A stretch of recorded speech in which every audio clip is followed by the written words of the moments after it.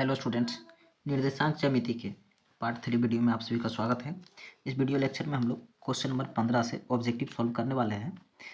तो देखिए question number 15 में है, यदि किसी समांतर श्रेणी का दूसरा पद 13 है। ध्यान से, इसमें दिया है दूसरा पद है ना, तो दूसरा पद को A2 लिखते हैं। दूसरा पद कितना दिया हुआ? 13। ठीक है, तो यहाँ से देखिए एक समीकरण बनेगा। A2 को क्या लिख सकते हैं? A + 1D बराबर 13। समीकरण 1, यानी कि जितना पद दिया है उससे एक कम लिखते हैं। होता है ना, A + n-1 इंटू डी, तो n-1 यानी 2 - 1 करेंगे तो एक आएगा ना।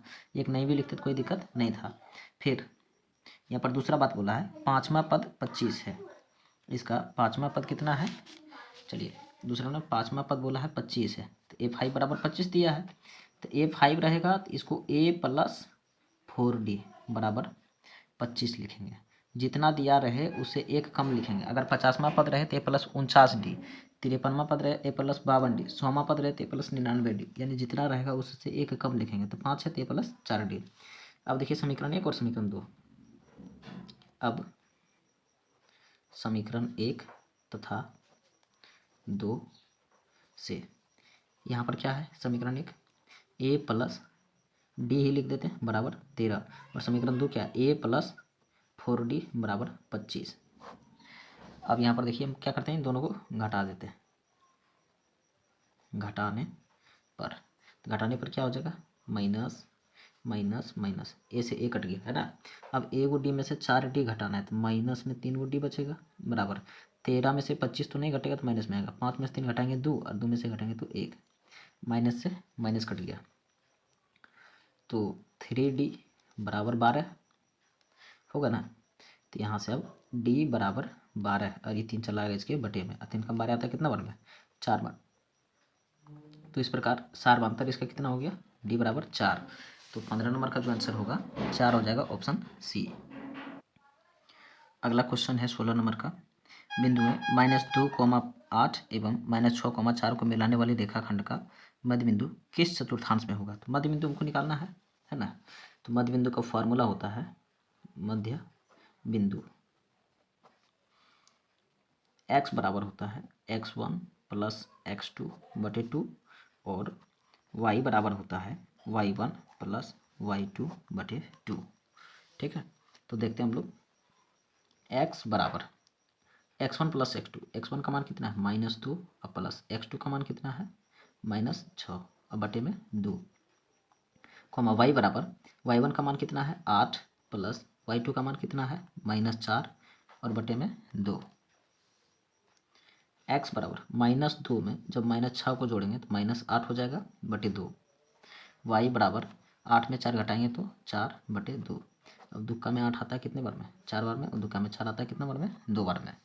तो यहाँ से x का मान आ गया -4, और y का मान आ गया 2। इसीलिए मध्य बिंदु का जो निर्देशांक होगा वो हो जाएगा -4,2। अब देखिए पहले माइनस है और बाद में प्लस है, तो किस चतुर्थांश में होगा? यहाँ पर देखिए पहले माइनस है और बाद में प्लस है, तो यह द्वितीय चतुर्थांश में होता है। तो इसका आंसर क्या हो जाएगा? द्वितीय चतुर्थांश में। द्वितीय चतुर्थांश में, द्वितीय चतुर्थांश, इसका सही आंसर हो जाएगा ऑप्शन बी। 17 देखिए, यदि बिंदु आर ए भी बिंदु पी 0, 0 और Q 0,2 को मिलाने वाली रेखाखंड पर है, तो निम्नलिखित में से कौन सही है? चलिए इसको बनाने के लिए हम लोग एक चतुर्थांश बनाते हैं पहले। ठीक है, चतुर्थांश क्यों बना रहे हैं? क्योंकि ये जितने भी निर्देशांक ज्यामिति वाले क्वेश्चन होते हैं इसमें x और y का ही यूज होता है। तो ये हो जाएगा x और ये हो जाएगा y, ये x डैश है और ये y डैश है। p का जो मान है 0,0, और 0,0 किसका मान होता है पता है? मूल बिंदु का। 0,0 यहाँ पर है p, ये बिंदु p है। मूल बिंदु का निर्देशांक 0,0 है, इसका मतलब p मूल बिंदु है। और q का मान है जो 0,2, यानी x में 0 होगा, x में 0 और y में 2 तक जाएगा। 1, 2 ये होता है ना, 1, 2 और भी जाएगा, 3, 4 आगे भी जाएगा। इधर x में जाएगा 1, 2, 3, इसमें भी जाएगा, है ना। 1, 2, 3, मतलब संख्या नीचे लिखना था, 0, 0 लिख दिया इसलिए ऊपर में संख्या लिख दिया। तो इसमें हम लोग देखेंगे जो q होगा ना वो 0,2 पर होगा। तो x में 0 यहाँ है और y में 2, तो यहाँ पर हो जाएगा q। इस जगह पर क्या हो जाएगा, क्यू हो जाएगा। ठीक है, अब क्यू का जो मान होगा 0,2 होगा। तो यहाँ पर हम देखते हैं करा कि आर जो होगा ना, आर यदि बिंदु आर इन दोनों को मिलाने वाली रेखाखंड पर स्थित है, यानी पी और क्यू के बीच में कहीं भी स्थित होगा, समझे। तो इसमें एक्स का मान जो होगा ना, देखिए यहाँ भी 0 है और यहाँ भी 0, तो एक्स का मान 0 ही होगा, समझे। इसमें जो होगा ए कोमा बी जो है ना, ए कोमा बी जो होगा ये एक्स कोमा वाई होगा, समझे। और ए कोमा बी एक्स, तो एक्स का मान इसमें 0 होगा, क्योंकि इधर आएंगे तब ना 1 2 3 होगा, इसी लाइन पर कहीं ना कहीं होगा। तो ये 1 पर तो नहीं होगा, 0 पर होगा ना, यहाँ 0 होता है, तो 0 पर ही कहीं ना कहीं होगा। तो 0 कोमा बी का मान कुछ भी हो सकता है, 1 हो सकता है, 2 3 4 कुछ भी हो सकता है, तो बी। तो यहाँ पर हम देख पा रहे हैं कि ए का मान कितना आ गया, 0। ए का मान कितना आ गया है, 0, जो कि हमारा ऑप्शन ए है। इसी वृत्त के व्यास के सिरों के निर्देशांक -10,6 तथा 6, -10 है, तो वृत्त के केंद्रक के निर्देशांक क्या होंगे। देखिए यह एक वृत्त हो गया, इस वृत्त के व्यास, तो एक व्यास बनाएंगे, है ना। इसका नाम हम दे देते हैं ए और इस बिंदु का नाम दे देते हैं बी, और वृत्त का जो केंद्र है उसको हम ओ से डिनोट करते हैं। इसके सिरों के निर्देशांक है -10,6, और दूसरा जो सिरा है इसका निर्देशांक है 6, -10। केंद्र का निर्देशांक, तो केंद्र तो मध्य बिंदु होता है ना, इसको मान लेते हैं x, y है। चूंकि वृत्त का केंद्र व्यास का मध्य बिंदु होता है, व्यास का मध्य बिंदु होता है, इसीलिए मध्य बिंदु का फॉर्मूला लगाएंगे। x बराबर क्या होता है, x1 + x2/2, और y बराबर क्या होता है, y1 + y2/2। तो x बराबर, x1 क्या है, इसको हम x1 बोलेंगे, इसको y1 बोलेंगे, और ये हो जाएगा x2 और ये हो जाएगा y2। तो x1 + x2 यानी -10 + 6/2, y बराबर, y1 का मान कितना है 6 प्लस, और यहाँ पर है -10 और बटे में 2। ठीक है, तो यहाँ से हो जाएगा x बराबर 6 में से 10 घट जाएगा, चूँकि माइनस प्लस 2 रंग का चिन्ह है तो घटेगा, -4/2, और कोमा y बराबर, यहाँ भी 6 में से 10 घटेगा तो -4/2, 2 से 4 कटेगा 2 बार में, फिर 2 से 4 कटेगा 2 बार में।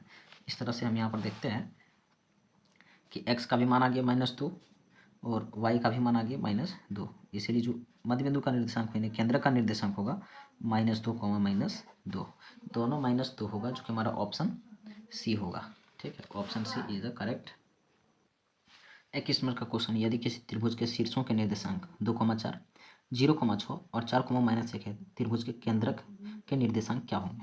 केंद्रक जो होता है ना त्रिभुज के बिल्कुल बीच में होता है, इसको हम लोग जी से डिनोट करते हैं। ठीक है, मान लीजिए एक त्रिभुज है ABC, इसको बोलेंगे हम x1 y1, ये हो जाएगा x2 और y2, और ये हो जाएगा x3 y3। ठीक है, तो यहाँ पर हम केंद्रक निकालेंगे, क्या निकालेंगे, केंद्रक। तो x बराबर फॉर्मूला हो जाता है x1 + x2 + x3/3। ठीक है, और y बराबर क्या होता है y1 + y2 + y3/3। तो x बराबर, x1 का मान क्या है, यानी शुरू वाला सब जोड़ेंगे, 2 + 0 + 4, 2 + 0 + 4 बटे का 3, और यहाँ से y बराबर ओंठिया वाला सब यानी लास्ट वाला जोड़ेंगे, 4 और 6 और -1, 4 + 6 + -1 बटे का 3। तो यहाँ से x बराबर हो जाएगा 4 और 2 कितना होता है 6/3, और y बराबर हो जाएगा 6 4 10, और 10 में से 1 घटा देंगे तो 9/3। 3 कम 6 आता है कितना बार में, 2 बार में, और 3 कम 9 आता है 3 बार में। तो यहाँ से x बराबर 2 आ गया और y बराबर 3। तो हम कह सकते हैं कि जो केंद्र का निर्देशांक है वो 2,3 है, क्योंकि 2 और 3 आया ना, 2,3 कौन सा ऑप्शन है, ऑप्शन ए। देखिए यह क्वेश्चन रह गया था मिस्टेक से, इसको बनाते हैं 20 नंबर का क्वेश्चन, इसमें परिमिति निकालना है। चलिए देखते हैं उसको। क्वेश्चन है 20 नंबर का, यदि त्रिभुज के शीर्ष बिंदु के निर्देशांक 0,6, 0,0, 8,0, तो त्रिभुज की परिमिति क्या होगी। किसी को त्रिभुज की परिमिति जो होती है, त्रिभुज की परिमिति क्या होती है, ये होता है भुजा प्लस भुजा,